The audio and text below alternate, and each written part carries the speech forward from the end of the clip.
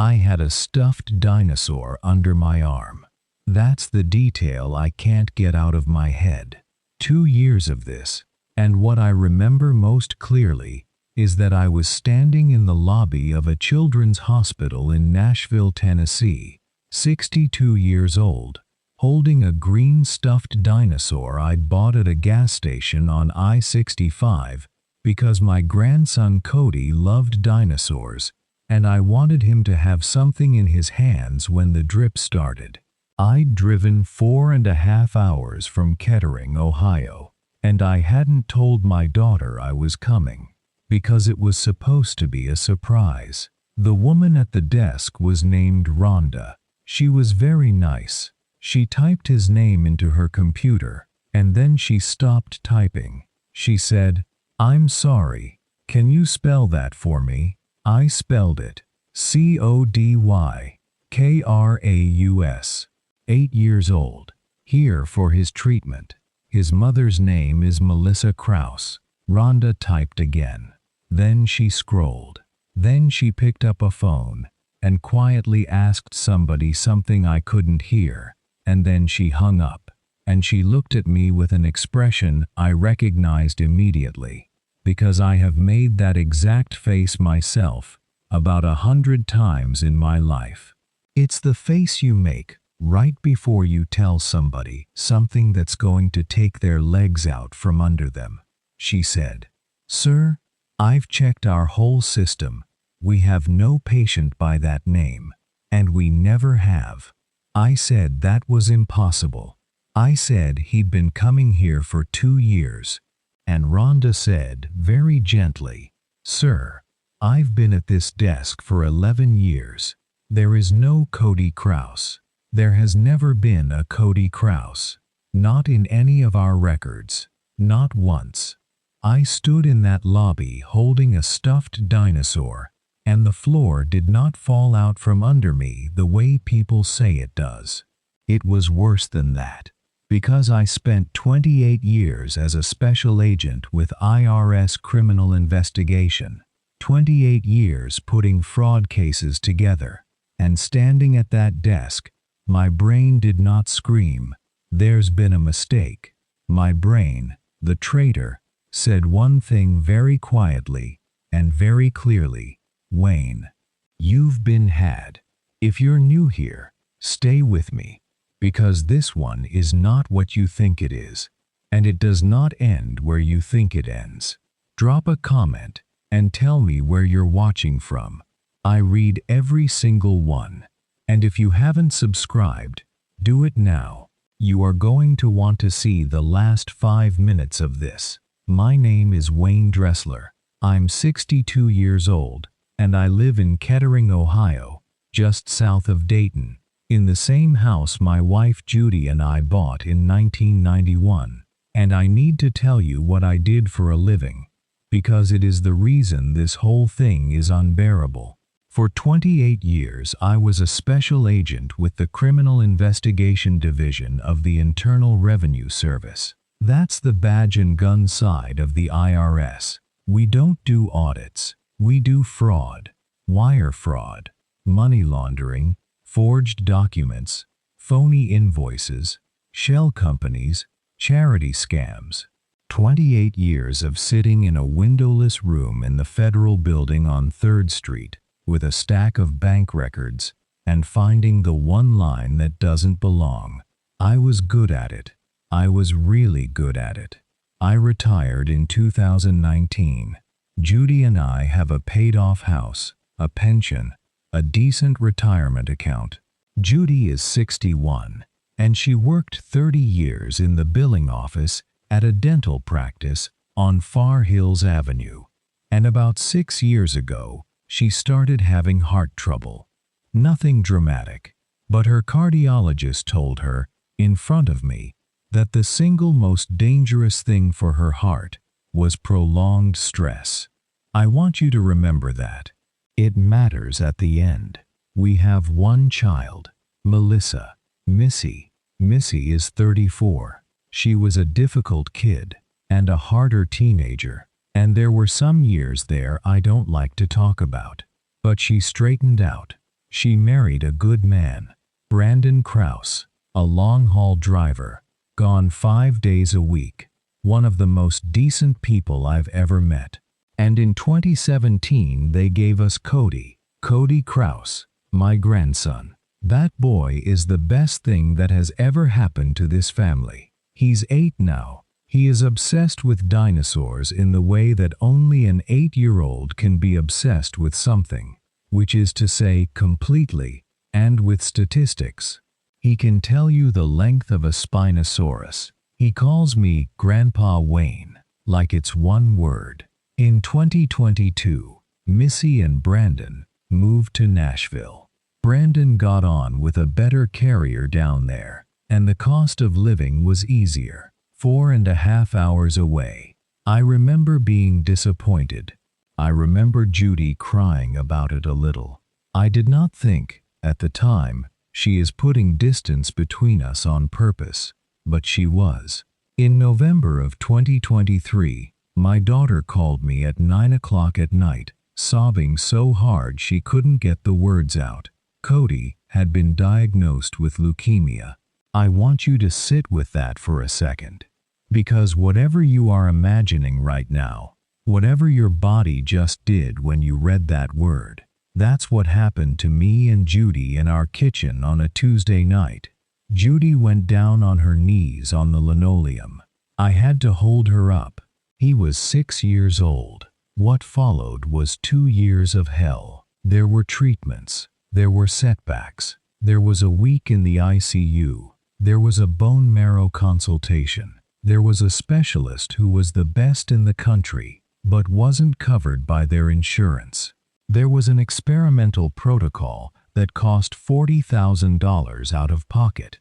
There were medications that ran $800 a month and weren't on the formulary. And Missy handled all of it, because Brandon was on the road, and somebody had to. She sent us photographs. Cody in a hospital bed with a bear. Cody with no hair, giving a thumbs up, so small in that bed you wanted to break something. She sent us bills, itemized statements on hospital letterhead, with billing codes and a doctor's name, and an amount due. And we paid them. We cashed in an annuity. We took a home equity line against the house on Ridgeway Road. We drained the retirement account down to almost nothing, which, and I want to be very clear about this, I would do again, right now, this second, without a moment's hesitation, if the boy were actually sick. $340,000, over 26 months. And that's just us, because Missy also fundraised. She ran an online campaign. She let my church on Wilmington Pike take up a collection, twice. Brandon's drivers at the terminal passed a hat. The neighborhood put a jar at the checkout of the market on Dorothy Lane, with Cody's picture on it. The final number, when the accountants were done, was $612,000, and I never questioned one single line of it. 28 years of catching people who do exactly this, and I never looked, not once. I didn't look because it was my grandson, and you don't audit a dying child. That's what I told myself. The truth is uglier. I didn't look because I was afraid to, because looking would have meant thinking clearly, and I did not want to think clearly. I wanted to help. And that, right there, is the exact door that every con artist who ever lived walks through. They don't beat your intelligence. They beat your love. Every single time. If you've ever been fooled by somebody precisely because you loved them, type the word "seen" in the comments. This part is hard to say out loud, and I'd rather not be the only one saying it. Now, back to that lobby. I did not make a scene at that hospital. I want to be honest about why. And it isn't because I'm a good man. It's because I'm a trained one. 28 years of instinct took the wheel in about 4 seconds. And my instinct said one thing. Do not tip her off. Not yet. Because if I called my daughter from that parking lot screaming, here is exactly what happens. Documents disappear. Accounts get emptied. A story gets built. A misunderstanding. A different hospital. A paperwork error. Dad's confused. And an 8-year-old boy stays exactly where he is. So I got in my car. I drove to a coffee shop on Charlotte Avenue. And I sat there for 3 hours. And I did not cry. And I did not call anyone. And I started building a case. It took me 11 days at my own kitchen table. Here is what I found. The bills were forged. All of them. And they were not even good forgeries. They were the kind of forgeries that fool a grieving grandfather and would not fool a first-year agent for 90 seconds.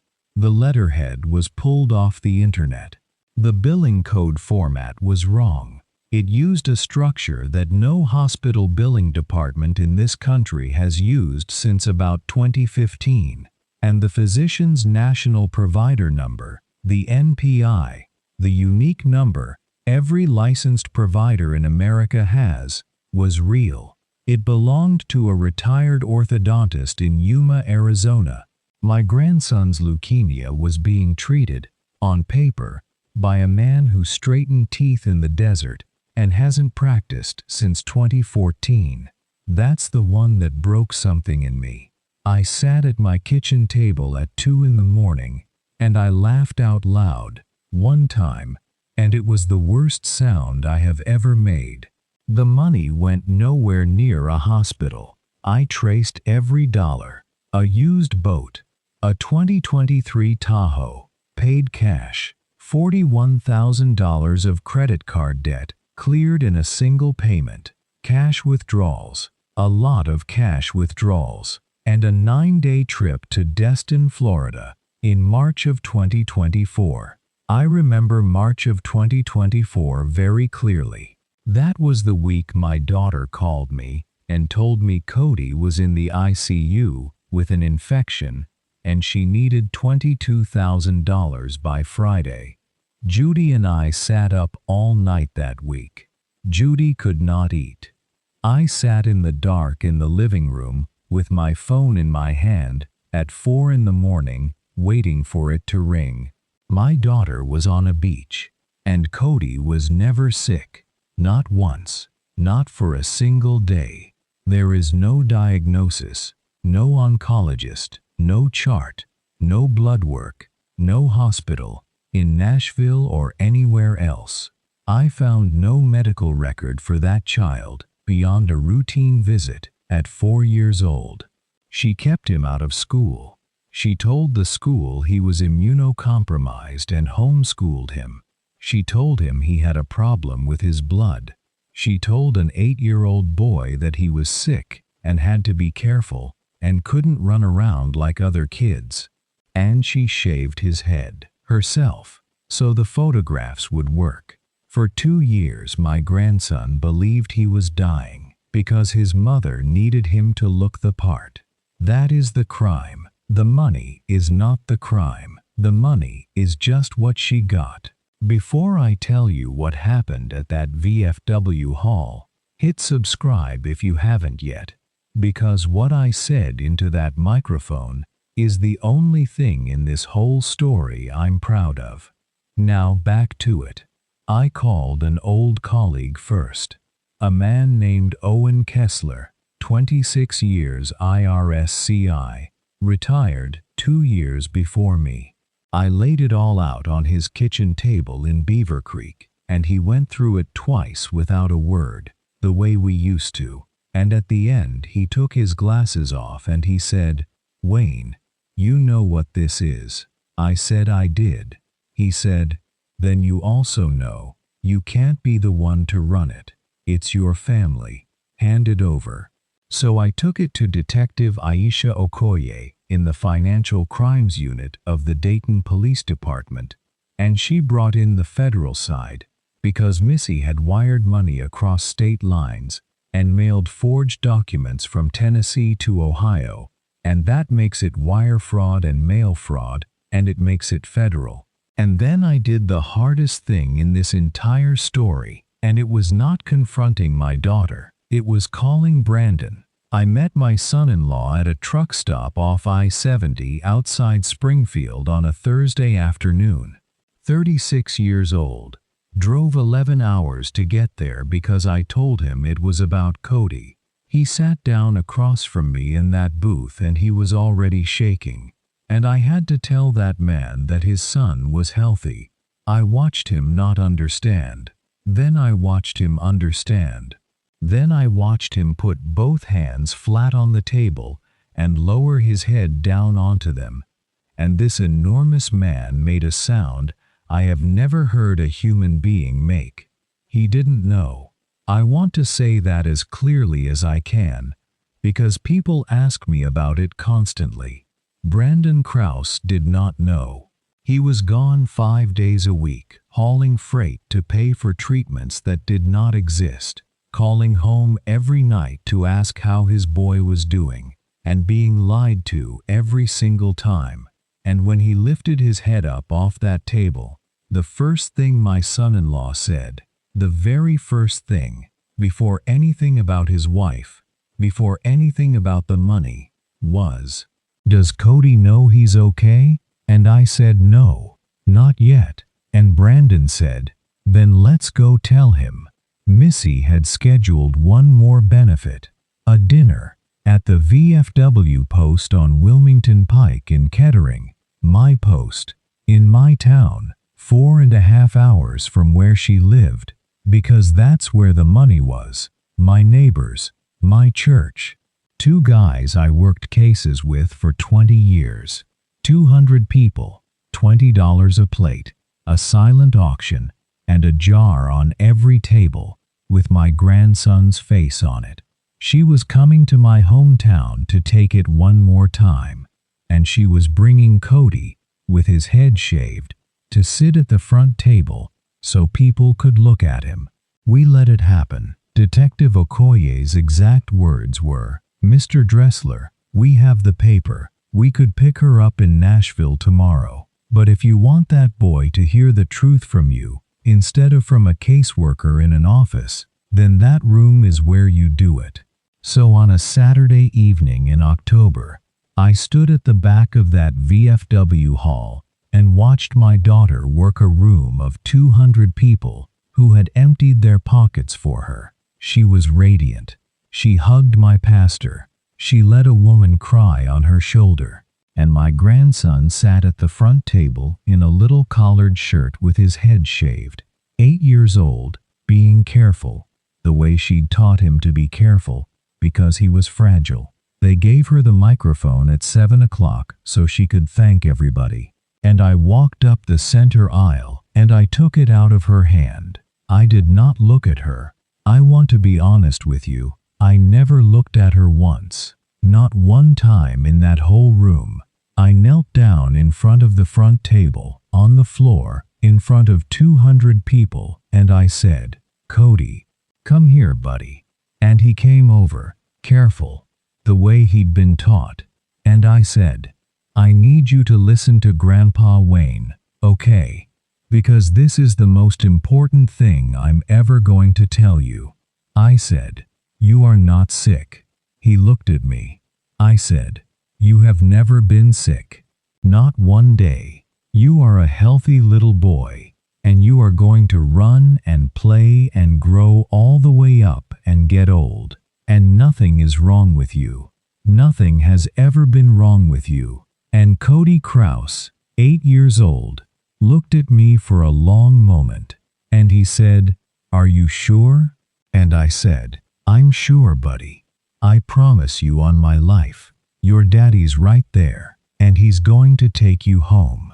And he said, "Okay, just that, okay." And he went and put his arms around his father's neck, and Brandon picked him up, and that was that. Then I stood up. Then I turned around, and I looked at that room, and I told 200 people exactly what had been done to them.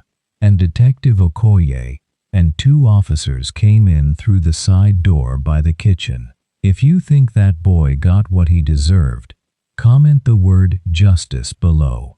I need to know you're out there. Melissa Krause was arrested at the VFW post on Wilmington Pike in front of 200 people who had paid $20 a plate to be there. She was charged federally with wire fraud and mail fraud, and in Ohio, with aggravated theft, forgery, and endangering children.